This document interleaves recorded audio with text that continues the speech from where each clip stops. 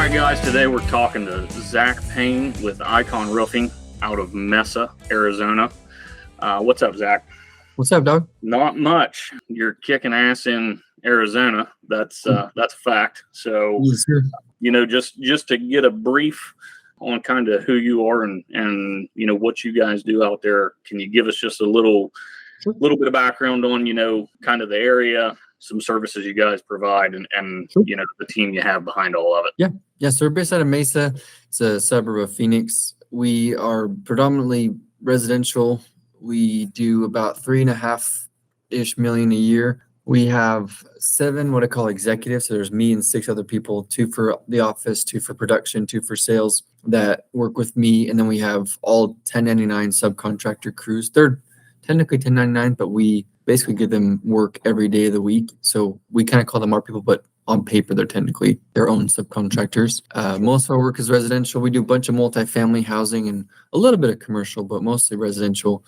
Not really into the storm market. We have some storms here, but we don't really prey on those. Like if it happens, great, but we don't go knock doors or do anything like that. We're just kind of more retail, residential. Awesome. So you've got about $3.5 million. How long have you been at it? Sure. Started it July of 21, so 2.5 years. Wow. Yeah. So that's rocking. I mean, it takes a lot of guys a long time to hit that $3.5 million mark. That's for sure. So what? Yeah, I was looking over the numbers actually, T-Bay. Like somebody asked me, like, what was your year to year revenues?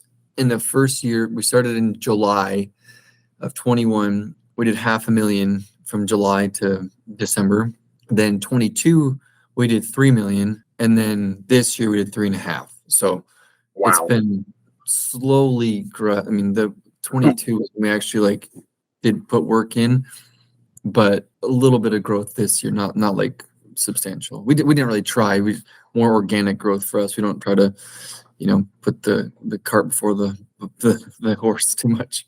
So yeah, and that's just this year, but that first full year in business, I mean, that's explosive growth. How did you do that? Because I know from my experience, we had quite a construction background to where we were generating a fair amount of revenue when we, basically simplified our business to just a roofing business. So we had, a lot of presence in the community already, but to go from 0 to 100 like that, what did you do to create that kind of growth? To be honest, I don't know. I feel like we just did everything the right way. I try to build some, like this year, so 23, I'm more focused on the infrastructure and getting people on the bus, the right seats on the bus. But in 22, it was more of hey, let's just go all in. I mean, we're already all in 21, but if I were to go back and say this is what we did, I truly can't say what we did except just what I feel like everything right. We're pretty active on social media. We're good at referrals.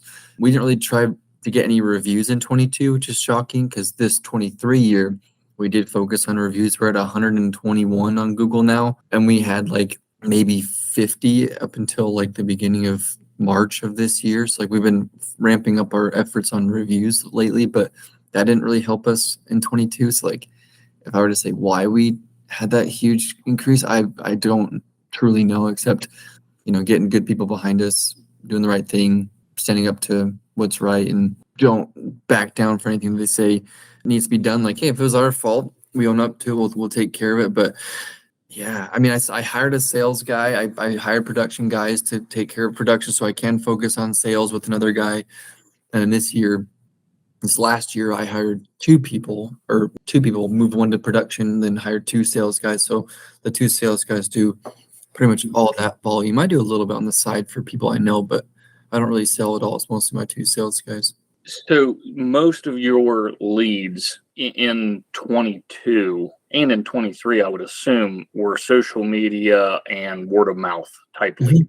Yep. Yeah, we never pay for leads really. This year we started to actually do some Google work and some SEO, but we didn't really have much going on in 22 to even pay for. It was mostly just. So those aren't even necessarily advertised paid ads on Facebook. It's organic Facebook that you've been Yep. rocking on. Yeah, That's really impressive. What's your following on Facebook, if you don't mind? that's a good question. Probably a couple thousand on Okay. Facebook. That's Um, that's really good. Instagram is not very much. We don't have that good of a following on Instagram. On Facebook, we have a couple thousand. Mostly, T-Bay, the most thing that I can think of is being active on social media. To be fair, I hate social media. My wife is really good at it. That's like her job and she gets paid to do that. But like, I hate it, but I do it for work because I know there's a value in it.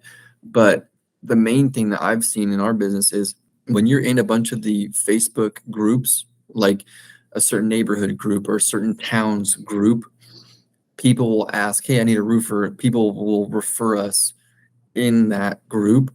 And that's where, like, I'd say the majority of our leads in 22 came from was Facebook groups that somebody asked for a referral or a recommendation. And then somebody that we knew that we either did work with or that we're friends with would, recommend us. And that's where, like I said, I'd probably say the majority, and then the rest were just referrals. We never really paid for Google or Yelp, or we never even have Home Advisor. We tried Yelp for a little bit to bring in some, but they were all just crappy leads, so we stopped paying for Yelp leads. So I know out in Arizona, I know very little about the area, but I do know, that market has a lot of tile type roofs, which is something I'm not familiar with. But could you give us a little insight or background into what, your business? Are you putting a bunch of asphalt shingles on? Are you doing a bunch of metal? Or are you just replacing tile? What does that look like? Yeah, so the majority of our work is tile. Like I'm looking at our report right now. There's some stuff that needs to be fixed, but the majority of our income is from tile roofs. Are you replacing the tile or? Not usually. It's the underlayment underneath the tile. So we'll take the tile off, replace the underlayment, and put the same tiles back down. Yes, you'll need to Gotcha. replace some tiles, but the majority of it you replace just the paper, not the tiles. Some clients want all new tile, and we'll do that, and that costs a lot of money. But the majority of our stuff, we reuse all the tile. Like we're doing 5 jobs today, and every single, well, there's 2 that are shingles, but all the one that we're doing are not replacing the tile. We're reusing all of the tile. So your material cost is not real significant in your On revenue. tile, no. Our margins are really good on tile. On Yep. shingles, they're not very good, and we're actually working on our pricing for shingles because we just don't make as much money on shingles. But tile, yeah, we're consistently north of 40% in gross profit on tile jobs. Wow. Yeah, that's impressive. So, Yeah. I mean, with what you've done, there hasn't been too many mistakes. There can't be to have that kind of operation in 3 years. But Stumbling blocks, but yeah, we try to. I mean, nobody's perfect, but you've done something pretty impressive in a very short amount of time, in my opinion. So, but in that, surely there was a big speed bump somewhere along the way that was a holdup or a setback or a challenge. What's the biggest problem you've faced in these 3 years? I can't say it's labor at all. Like we have a lot of good guys. So we have 3 solid crews that we use every day that are doing re-roofs or repairs for us. We have a small crew that's a one-man show that does stuff for us. But like I wouldn't say labor is ever an issue for us. Material is also not an issue. It's more of like the process that we've been perfecting over the last 2.5 years, so that, and also training and educating our guys of like, hey, you need to do this so that you don't get caught with your pants down when you don't specify in the scope of work of what you are or are not doing. Another big thing that we did was, this might come up later, but we started implementing Company Cam last year, and that was really helpful because when we do jobs, almost never they're 1-day jobs. They're like 2, 3, 4, 5 days because of how much labor it takes to move tile around and all that. So unfortunately, we sometimes get exposed to overnight storms down here. And I would always ask the crews like, hey, take photos to prove that, you covered the roof up properly, all that. Sometimes they wouldn't. They tell me they did and they didn't. So we had a couple instances where we left a roof open overnight. They told me they did. It was all good. And then it rained and it was a lot of money to fix it. And then we started implementing Company Cam and saying, hey, at the end of every day, every crew has to take a photo of every slope and every penetration because we can't afford to not be watertight at the end of the night. And that was for us, a big transition period of like, we can't keep shelling money out for dumb mistakes that are very, very overcomable. And so that was a big thing for us, was like having the crews every day take photos of every job and upload them in a company cam, so that if thing were to happen, we could show like, hey, we did everything we could to make this roof watertight. If it leaked, the wind blew it off, that's not our fault. But like, we weren't negligent. We didn't just leave it open because we're dumb. Like that Sure. was the one. But again, I feel like it's more of some refining our process so that everything we do is like legit and very apparent and very transparent and in your face of like, we are going to do this, we're not going to do this. And that has cut down a lot of our, callbacks. And whenever it rains, we almost never get any warranty leaks. It's always outside of where we did, or it was stucco, or it was a area we didn't even touch yet. So we rarely have warranty leaks at all, which is great. But that also helps because we take good documentation and photos for every job we do. You're right. We're going to dig into that a little deeper, but I do want to go ahead and put a plug in here just because I think anybody listening, we all started with some sort of hands-on activity. Whether that's, in my case, I was the guy selling and nailing shingles. I would sell a job and I'd take my crew to nail it on, so in your case, we'll get to where you started in this, but, everybody started to where they can't be everywhere at once. If there's one thing that you can do in your business that's so simple, so inexpensive, is go buy Company Cam and put it in your daily process, because I can't emphasize enough. There's a couple pieces of tech, and like I said, we'll get to that. And I plan on doing a full piece on a couple of these really inexpensive pieces of technology. But in today's world, to not know what's going on your job site is inexcusable. And for a very, very low monthly expense, we require our guys to take progress pictures throughout. We want to see the roof tore off. We want to see every picture of damaged sheeting. We want to see the roof when it's completely prepped, felted, ice guarded, drip edge. And then we want to see progress pictures while they're nailing on shingles. In addition, if the roof isn't going to get done that day, just like you, we want to see that thing's dried in at the end of the day. I'm sitting in Texas. My crews are working in Ohio and West Virginia right now. And I've just checked the Company Cam before we jumped on this call. And, I can see every project that's in progress and what the heck's going on. So, yeah, I can't stress that enough. In my opinion, you got to have it. So I think that's a great thing that you implemented in your guys' process. But back to it's a little bit of a learning curve, because most of our guys don't speak English at all, and I speak Spanish fluently, so it helps that I speak Spanish. But like with them getting the learning how to use an app instead of just taking photos on your phone and then like sending them later. Like luckily Company Cam does a pretty good job of, whether you're in a really remote area where the reception sucks, like it'll still take it, but it won't upload it until you get back to a good area of reception. So that wasn't an excuse for our guys anymore. Like, you can't say that you don't have good reception, because Company Cam still takes the pictures. It may not upload it yet, but it's there. And then once you get to Wi-Fi or a good reception area, it will upload. So that was another thing that I think Company Cam did a good job of. Like, you took away the excuses to not do it. And also, like, we're going to stop using our crews if they don't do what we ask them to. It's like, hey, I'm sorry, this is a little more work for you to like open up an app and take all these, 100 photos per job, whatever it is. Like, that's something very dumb and very easy to overcome with Company Cam, which I think has been a very good blessing for us. Well, and I think we are the same way. Our crews are poor at speaking English, but to start it seemed like we were pulling teeth to get them to use it. And what that means is you got to go train your subs. If you're going to use subs, it's no different than having guys in house.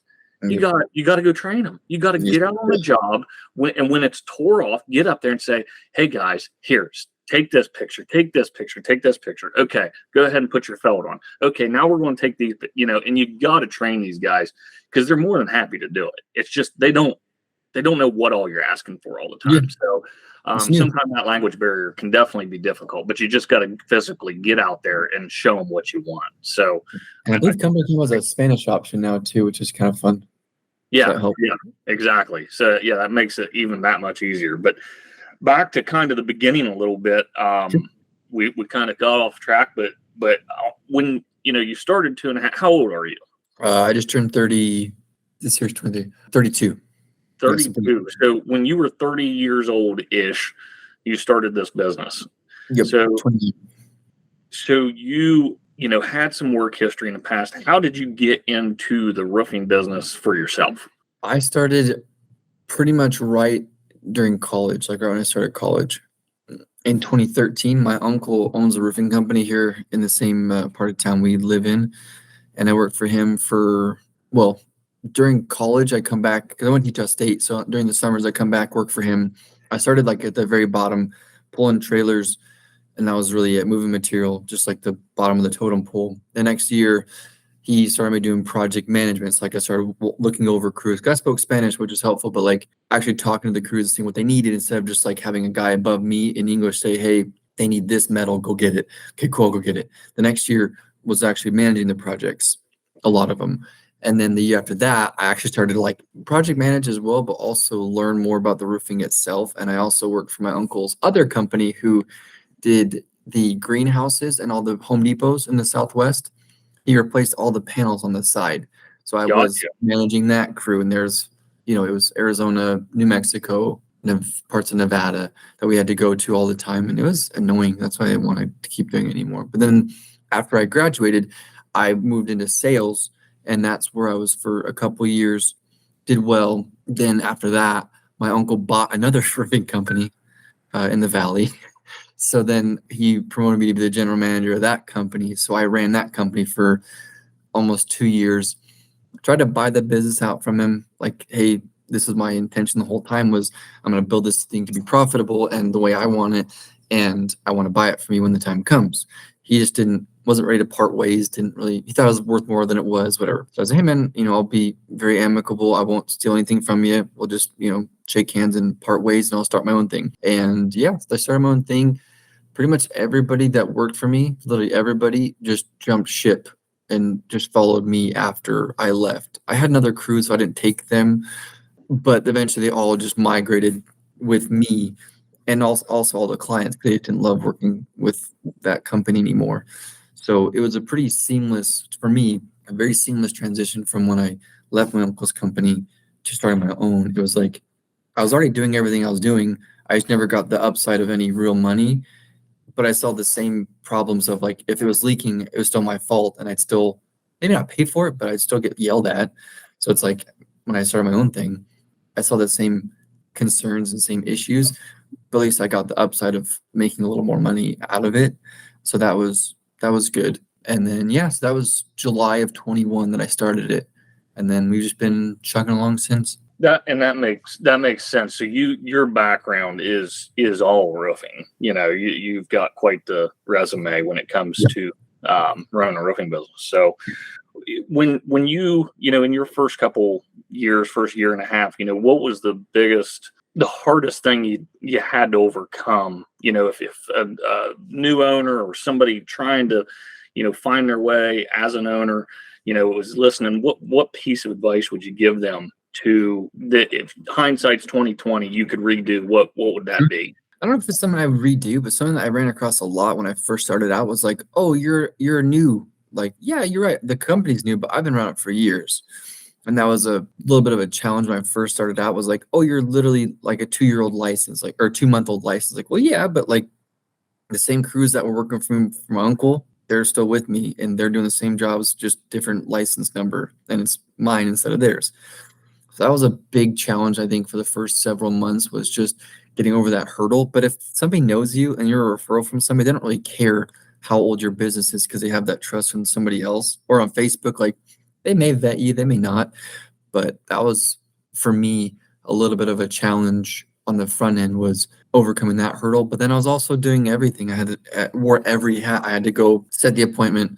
I had to go do the appointment. I'd sell the job. Then I had to manage the job, and I had to do the final walkthrough. Then luckily, my first hire was my sister, and she still works for me. She was helping me with phone calls and invoicing, and that was like such a weight off my shoulders. Probably like a month in, I hired her. I'm like, it's a little bit of a gamble, but like I physically can't do all this work by myself. I have to have somebody. So my first hire was actually my sister, who's the office manager, And that was a big help to get off the phones that are just, not to be rude, just tedious stuff that doesn't need to be me doing it, like just somebody in general doing it. Sure.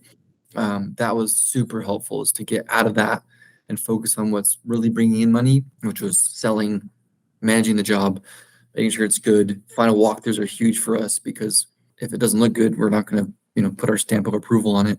So that was another hurdle, was like, how do you have so many hats with limited money? And it was just like more of a leap of faith almost at the beginning of like, I have to pay my sister X amount of dollars an hour to help me because I just physically can't with all the crap we have going on, which is good. It was a good blessing. That's blessed, that's a good problem to have a lot of work. And that was a little bit of a learning curve at the beginning, but yeah, that was by far my favorite and easiest thing to do, was looking back, was hire first. Sure. So I know you and I have spoke multiple times before, and have an ongoing relationship. So I know a little bit more about you and your story than a stranger. But I know one thing you say all the time, that you credit your success to, as being blessed. But I also believe there's a lot more to that story. We're blessed to be breathing. To have a successful roofing business is a whole nother level. And I believe for you, what I know, a lot of that success stems from how you take care of people and the priority that is to you, between customers and employees and family and the community. Tell us a little bit about how you try to set yourself apart from everybody else just by simply doing the right thing and taking care of people, because I know that's a huge priority to you. Yeah. So when I hired my first sales guy, he's actually our production manager now. He wasn't very good at sales, so I kind of moved him over to another piece of the company to do better over there. Yeah, you got to do that sometimes. Yeah. Find what you guys are good at and give them the tools for success. He was not meant for sales, so we moved him over, which has been very good to get him out of there. And he speaks Spanish too, which helps. So going back to your question, I was a lacrosse coach and I played lacrosse in college, and I find a lot of joy in teaching and educating people. So teaching our people how to do things the right way, to me, is more of like, it's kind of fun, but it's also like very important, because if you teach them or you don't teach them, they're not going to do it the way you want and probably do it wrong. They may learn eventually to do it the right way, but like if you teach them first how to do it the right way, they may implement something a little bit different for the better down the road. That's cool. But at least the bare bones, like what I expect from you. So teaching our sales guys, like, hey, I want you to be very honest with our people, like our clients. I don't want you to upsell something if you don't believe it's necessary. If a whole roof sucks, the whole roof sucks. There's no other way about it. We call a spade, right? But if you just get by with a repair, cool, let's do a repair, patch it for now. You're going to sell the house next year. Don't waste 20 G's into a roof when you're not going to see the benefit of it. So being very honest and upfront and showing that you care in person is very helpful, because a lot of people just don't care anymore, and that sometimes it shows. They may put on a good face and fake it till they make it, but our people, I've been hounding on, like, if you don't care about people, you're just not going to make it. It's as simple as that. You have to show that you care, because people can read through BS. It's very easy. You're working for a paycheck. You just need that sale and just to make your mortgage for that week. Like, people can smell desperation. And if you show that you're not desperate and like, hey, even if we're very low on work, I'm not going to show that we're low on work. I'm like, hey, I can sell you a whole new roof, but you don't need it technically. And I'd rather sleep good at night knowing that I sold you a repair than a whole re-roof and you're pissed off at me because you spent way more money than you had to. You had to take out a HELOC or whatever to afford it. But showing that you care and actually meaning that you care is very important to us, because no one's ever going to refer you if they feel like you didn't care about them, especially spending that much money on something. Like, you do a plumbing repair, you go, unclog a drain for $60. Like, nobody cares what the experience was like.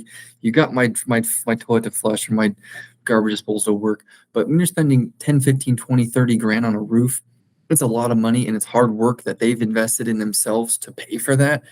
We don't take it lightly. And that's why I feel like for us, we always have very, very happy customers. Whether they leave a review or not, that's something different. But every single client I can think of was very happy. Or if they weren't, we made them happy at the end of it, whether we did something wrong or something happened because construction stuff happens. But at the end of every transaction, I make sure everyone's happy with us, whether we lost money or we made money, because Yeah. I'd rather make a loss than make money but have them be pissed off at us, because that's just not how I want to do business. I agree. I agree so much with all of that, because that's always been, kind of, the sword that we all die on, that make it. You know what I mean? Because for us, I can't think of how many times, we've had customers that just, we weren't going to make happy, but we weren't going to leave them upset. One way or the other, we screwed up. You know what I mean? I can think of an instance where we put a roof on and it rained, and it damaged some stuff inside, and personal belongings, not just some drywall. And I mean, by the time it was all said and done, we basically gave them the roof just to try to ease that pain. You know what I mean? Because we knew that we screwed up. We simply didn't get it dried in. And it is what it is. You just got to take care of people and understand that, that's their home. And, that's one big thing in this business, is that I don't think, mechanics or, places like that always get the same. It's not your home. You know what I mean? When you're working on where a person lives and they raise their family and they have their family photo albums and all this stuff, there's a lot of sentiment to it. And if you don't go the extra mile to take care of them and take care of that place, their home is going to be their most expensive, valuable thing in their life. Maybe if they make a lot of money, they'll have some investment somewhere else. But like, your home is 99% of people fall. It's going to be the most important, most valuable thing you own. And we don't take that lightly, because we know, hey, your house costs $1 million or 500,000 or 200,000. Like, to us, it doesn't matter. It's still the same home to you, whether it's worth a lot or worth a little. It's still the same concept to you of, you sleep here, you raise your kids here, you eat dinner here, you watch the Vikings lose here. Like, all that stuff, that's important for us to know and realize. I say that because we're doing a client that's a Vikings fan. I make fun of him. But the thing about that, I feel like, is you don't give them a whole new house, but you make it right in every aspect and say, hey, is there anything else we can do to make you happy? Because, yeah, we messed up. We totally own up to it. We screwed up. How can we make it right? And then if they say, oh, I want to do this, by all means, we'll do it. We'll get it dry clean. We'll go get you a new table, whatever it is. Obviously, drywall is always a thing, but you don't have to give them a whole new house and go into debt for this thing. But you do have to kind of define a line and stick to it of, like, we're going to make you happy and we're going to do it right, but we're not going to give away the farm to make you happy. There is a finite limit to what we can make you happy with, because some people just aren't happy. No matter what you do, they're going to be pissed off. But if you can minimize that, that's our goal, is to, one, don't pick clients that are just negative Nancy's in the first place. That's not our ideal client anyway. So we try to avoid them at all possible. But if they become angry because you messed up, whatever it is, it's construction, it happens. But how you react to it is how I feel like what sets people apart, and what keeps you in business is how you react to problems. They're always going to happen, but how you react to those problems and how you make them feel is what makes you very different from your competition, and what will keep you in business than, I'm here to make a quick buck. It's not my fault. In this line item right here, it says we're not involved in, decking unless it's bad, and then we're gonna charge you extra for it. If you didn't read that, it's not our fault. But again, sometimes people get pissed off. It's like, it's $200. It's fine. It's better to make them happy and eat that $200 and die on the sword and make $200. Like, it's not worth it. And we actually get a review out of that usually, most of the time. So it's like, right. It's way more valuable to eat that cost. And that's something too. I've always noticed, if I scout my competition, you know what I mean? And I definitely scout areas that we're attempting to enter. And, I'm a Google junkie. I love Google. I use it for everything. I always check reviews. If I'm going to go eat dinner, I see what the reviews are, so, but the one thing I've found in Google, if you're a good roofing company, just look at the bad reviews. Don't look at the good ones. Everybody's got good reviews. Yep. Any reputable company has good reviews, but look at the bad ones. I've got competition that has 4.5 stars. They also have maybe 30 reviews. There are 5 that are like, they stole from me, they cheated me, they took a huge deposit, never showed up. These really, really bad reviews. And then, a week later, they've got 10 5-star reviews with no words. Well, guess what? They're trying to bury it. They called all their buddies, told them to leave 5-star. If you want to see who's good, go look at, I've got 2 reviews that aren't 5 stars out of like 150. One of them, I try to take responsibility, and I do. We had a leak after we did the job, like a year later or 8 months later, something like that. The drywall sub that we were using didn't communicate with the customer to fix the drywall. It never got relayed to us that they weren't talking to them. And then before I was contacted that my drywall sub's not holding up to his end of the bargain, they left a review saying these guys screwed me. They're not fixing the damage to the inside of my house. And it's like, well, shit, man. Just call me, because I'll go rip these guys apart and tell them, hey, you need to go fix this like today, Yeah. But that's the worst one we've got. And I think, and not bragging at all. I think that's how you can see who's really trying. If that's the worst thing that one person out of 150 can say about you, mind you, last year we had about 500 customers. So, I mean, we're not real great at getting reviews, just we're doing better. But if you really piss somebody off, they'll leave you a bad one, So I think that says a lot to what you're doing. They don't typically go away. No, they don't go away. They will. They are very adamant about making you hurt for what you did, whether it was avoidable or not. Yep. They want to make it known that I'm going to do as much damage as I can. And they feel that you did the damage to them, so they're going to repay the favor. But anyway, let's dig in a little bit. You run project managers with your sales reps. Mm-hmm. Each sales rep has a PM. Is that right? Not really. I don't know. Maybe we're dumb, but we just have like 2. We have like a production manager and a project manager on the production side. And they just take care of all the projects. They don't have like, hey, you're in charge of these crews or these salespeople. It's just like a collective effort. Like, hey, if you can't get to this job, this other guy will go take care of it. We don't have like, you're in charge of this guy and this job. That's not how we work. It's like, we're a team. We just do whatever's needed. You 2 figure it out for every job we do. And then the sales guys, they just sell, and they don't ever have to manage the project because they're too busy and should be selling. So we don't Are they on a round robin type schedule, your sales guys? Like as calls come in, do they just get to 1, 2, 3, 1, 2, 3 like that? Okay. Pretty much, yeah. There's not like geographic areas like you're in charge of this area, because they both live on the same side of town. So it's like we can't only give it to you because you're both living over there. So it's like whatever comes in, we just divvy it up appropriately. If it's a lead from a client that they sold, by all means they get that preferential treatment. But if it's like a random Joe that comes in, it's like, hey, whoever's closest or whoever's the first to be available, they get it. So now, how do you do because our sales guys do a cradle to grave type system. We do have, and I call it a sales assistant that basically, can not necessarily go to an appointment, but if a customer needs more, samples to look at, or if we need to go grab a couple extra pictures because something got missed, or some material needs ran to a job in production, this guy he's like a utility guy. So that's how we do it. So there's not really a handoff in our process, which I've come to love. There is some difficulty that comes with that, but how do you, your sales guy sells the job. How do you hand that off from sales to the production team? We get our office involved. So like when we use Jobber for CRM, and like I said, I think just about half of our income comes from credit cards. So they pay with a credit card online. We get notification, hey, the job got approved. Okay, cool, great. Ashley, my sister, looks at the schedule, schedules it with a certain crew, then reaches out to the client, says, hey, client, you're scheduled for this day at this time. Then there's a little bit of a lull there.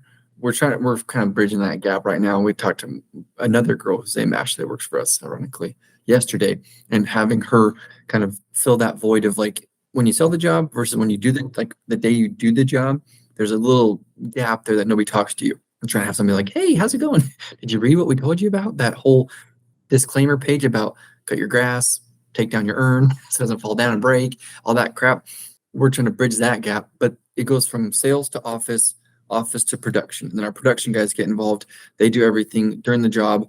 When it's done, they reach back out to our group message in our office, or as a company, and say, hey, this job is done. Now it's time to do the walkthrough. The final walkthrough gets done by the original sales guy. So the sales guy does come back around because that's who sold the job. You should be Right. the same person that comes in, either That's collects the check that's the or face you trusted to sign the contract. exactly. Like, you don't know Jared. Jared didn't sell the job. It was Dylan or Trevor. So you should be meeting with Dylan or Trevor or myself if I sold it.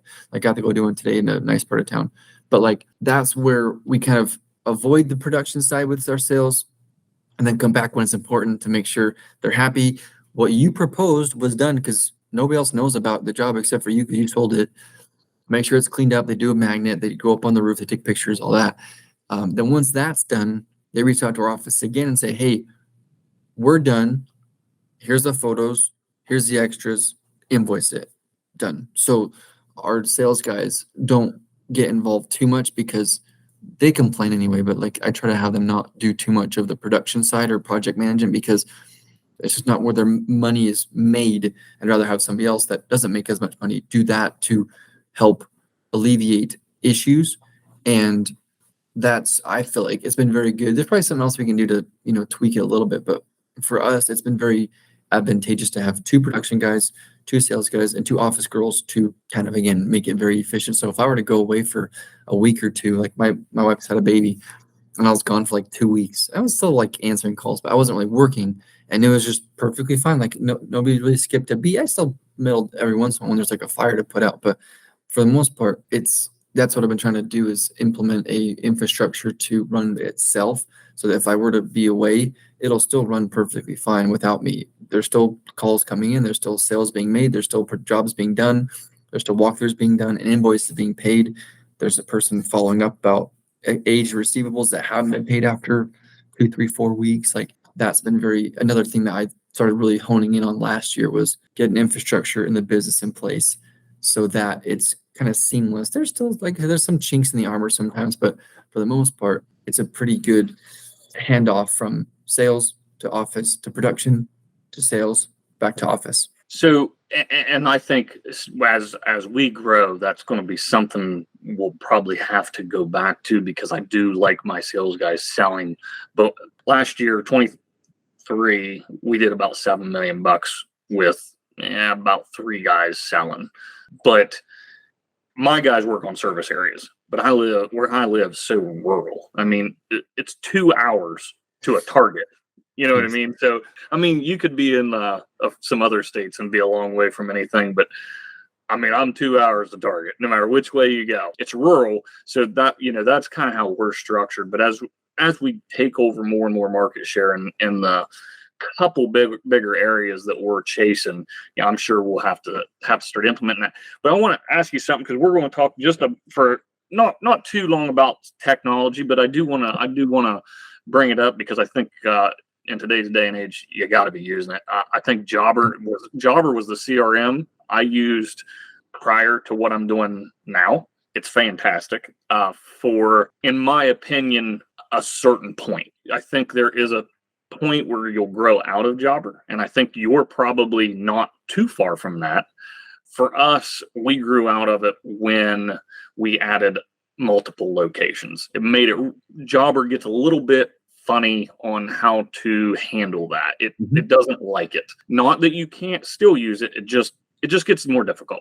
Anyway, it does. It takes a little bit of working around to get it to do what you want to do, to get the right records and get the right numbers that you're trying to pull from that CRM. But you mentioned you're trying to work this other girl in during that downtime, which I think is a great idea. We do something, and this isn't just to give you advice, this is just for discussion. We do something during that time using automations and using tech. And I know, just a little background, this is off the rails, but I do want to explain to anybody listening. Zach and I are in a mastermind group together with about 5 or 6 other guys, I believe, right now. It's great. There's multiple reasons guys should get involved in some sort of group with whether it be other business owners, other roofing contractors, whatever. There's a bunch of reasons. You share info, how many people do you know in the position we're in? Especially if you can get in a group that's a bunch of young guys, which just so happens the group we're in is a bunch of young guys kicking ass, so it gives you a place to Mine is go. Ruben. Ruben's old. Yeah. but it gives us a place to go to even just have a conversation with other young successful contractors, so I think anybody listening, if you've got that opportunity, take it. But And it helps that they're not in the same market, so you're not like sharing secrets or you're taking market share from there. Like nobody cares if you take my exactly. ideas because Right. Well, you're in Arizona, I'm in Ohio. But to get into the tech a little bit, we go from once that deal's closed, and that salesman has been, nurturing that lead, talking to them, doing follow up, and then boom, they signed a contract. Once that contract signed, like you said, for us, we try to book out about 3 weeks. That's like our sweet spot. We don't want to book out much further than that, and we don't like getting much shorter than that. We do get shorter than that, and we do get longer, but that's our sweet spot. But 3 weeks is a decent duration of time of potentially zero contact with that customer. Could they be, I can't tell you, it still happens to us. They'll call us 2 weeks after they sign the contract. Hey, I got to back out. Well, you know what they did? They found somebody that gave them a better price or something. And that's our fault because we didn't just keep communicating, keep in touch, make sure that they understand that we're still here. We're doing this job, right? We ended up starting to use Proline as an automation tool, and we are making a couple tweaks, but when that deal gets closed, there is a couple messages that go out, spaced out, and I think we could do better, maybe add a couple more, but basically talking to them, it's just a simple customer name, just letting you know we're getting closer to doing your project. Your materials have been ordered. We're so excited to get started. Oh, by the way, here's a little list of things you should keep in mind for your upcoming project. Like you said, mow your grass short. Yeah. Get your globes out of the garden. Pull your landscape lights out before we come. Leave the driveway open for us to back a trailer in. Whatever. Just assuring them that, hey, this is happening and it's happening soon. We're still here. So my question is, and I'm just curious, what's your thought on bringing in a real person to fill that gap instead of using tech? It's still new for us because I asked Ashley to do it like a month ago, and ironically it was during the holidays, so she wasn't as on top of it as she should have been. She did it for like a week. She called 4 people. 2 people didn't answer. She left voicemail. The other 2 were like, "Oh yeah, no, I already knew. We're good." Like, okay, cool, dude. See you later. Sure. It was like a very simple, like, all right, dude. She's going to be continuing it again this week, so that she's calling the Friday before we start. So she's calling on Friday and basically just going over the exact checklist of like, did you cut your grass? Did you take down all your frames in your house that might rattle loose? Is your driveway clean? Did you get that car that doesn't work out of the driveway that you can't move? She's basically just like, hey, do you know what's happening? Are you good? Do you have any questions? If she has questions, she can always relay them to us and we can reach out to the client personally. But we already have Ashley at our disposal, fortunately, and it doesn't take that much time out of her day on a Friday to call and to say, hey, what's up, client? How you doing? Do you know what's happening? Did you read the email at all? Because most of our clients don't read it. They're like, okay, cool. I saw the date. Great. They don't read. Don't forget, wood is not included. We don't paint wood. Don't forget, it's going to be noisy and very messy. So don't forget, you might want to, put a tarp or a blanket underneath your skylight or your solar tube. So she's more of like a fact checker because I feel like it's one more touching point to our client that we haven't done yet, but I think is a good thing. And 2, you might get some problems out of the way before we even start and set a clear expectation, because most of our clients that are mad at us is because they either had a different expectation or they misunderstood what we were saying or just expected something completely different. We're like, well, how do we know what you're expecting if you didn't tell us what you were expecting? So our job as a salesperson is to say, this is what you can expect. This is a realistic expectation of what's going to happen during the job, before the job, and after the job. And hopefully they understood it that way. But we also send an email to kind of verify this is what we said. Don't, misread it or heard it wrong. And then Ashley calling on Fridays, I think is going to be very helpful. It gives that more personable touch. The automation you're talking about, I think, is also very good.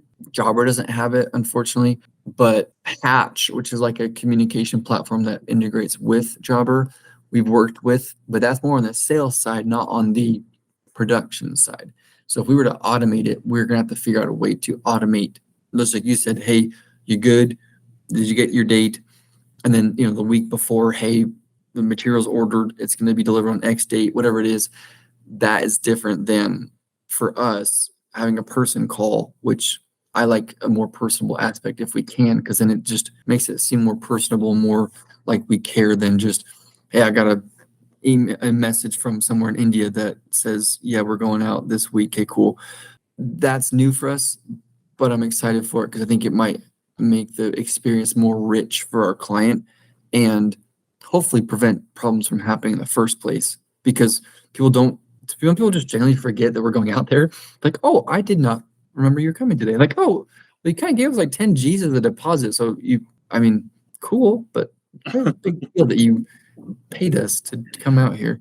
So it happens. So it's more of like a fact checking, just cross all the boxes type deal. But I don't have any real data yet of like, it's been great. Like, done it twice. And it was good for those people to answer, but other people got a voicemail. They may not ever call us back, but at least they got the voicemail.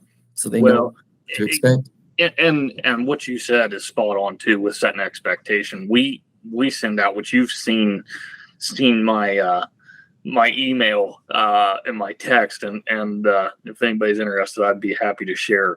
But we send out a really nice but to the point message to every customer when they sign a contract, explaining, understand, we're going to make a mess, but also understand we're going to clean it up at the end of the day. There's going to, it's going to be loud. It's going to be dirty. We are literally ripping the top of your house off and putting it back on, so you got to. You're going to find a nail in your yard. It's not if, it's when, and we'll try to avoid that, but you're thousands of nails and staples on your roof, dude. It's not.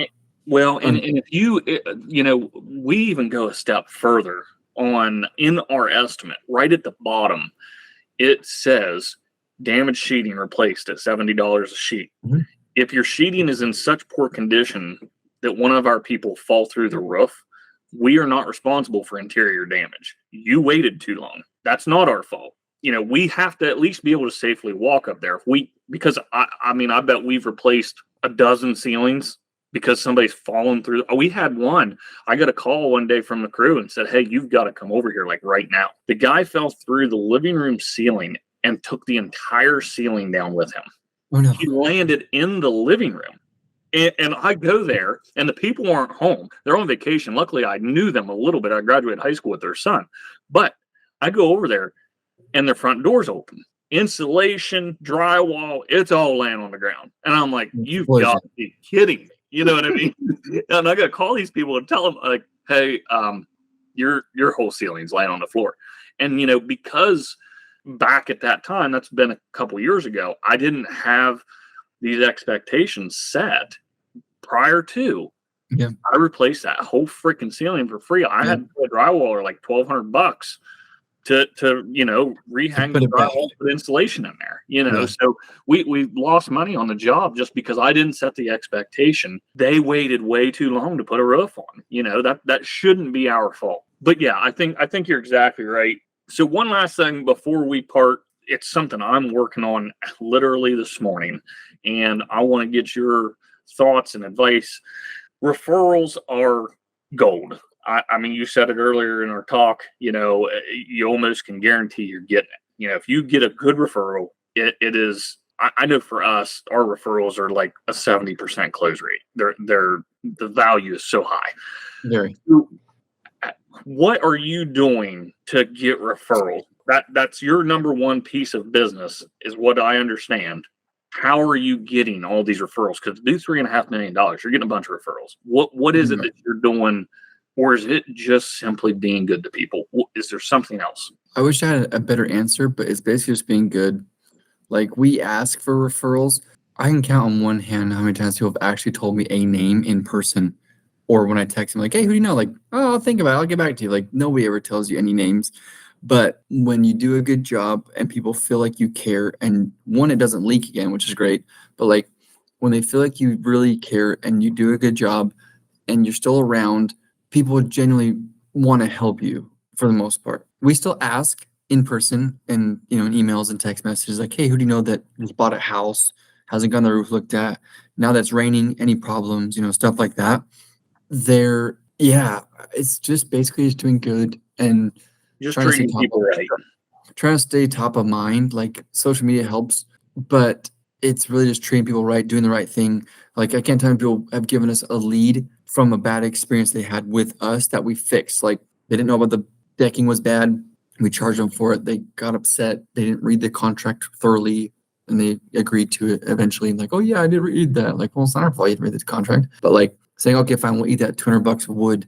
They leave us a review and they always refer us almost every single time. It's like we almost love having a problem because then it's an opportunity to make it right and get a new lead out of it by their neighbors.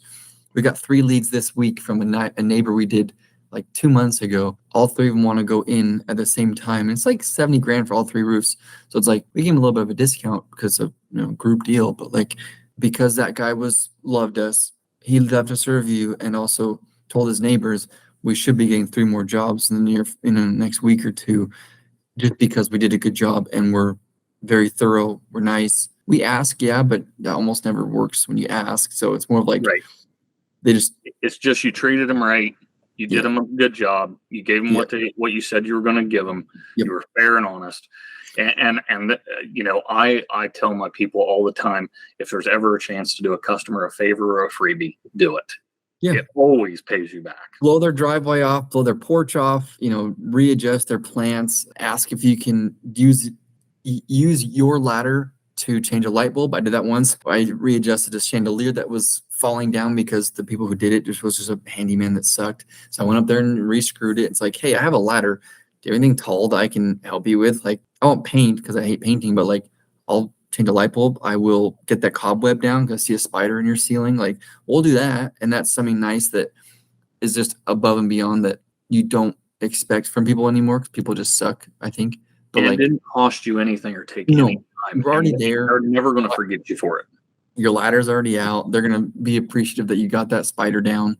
My wife is an arachnophobe, so she would literally die if she saw one in our house. But like people just don't have the resources we do sometimes. So nobody has a leaf blower. We'll leaf blow your driveway and your backyard and your rocks. And we'll, a bunch of the crap we get with our magnet is not ours. It's rusted screws from 3 years ago from a drywall project you personally did. So it's like, hey, we're already here. The magnet doesn't discriminate whether it's roofing or not. So it's like, it's going to pick up anything. So that'll help again with their dogs, their humans, their cars, all that crap. It's like, it doesn't cost much or anything. It's just being a nice person, going a little bit out of your way to take advantage of the long-term value of a client, which I think is what we hone in on a lot. Is clients are your best lead generation and your best source of wealth because they refer you. And if you don't take care of them, why would they take care of you? It makes no sense.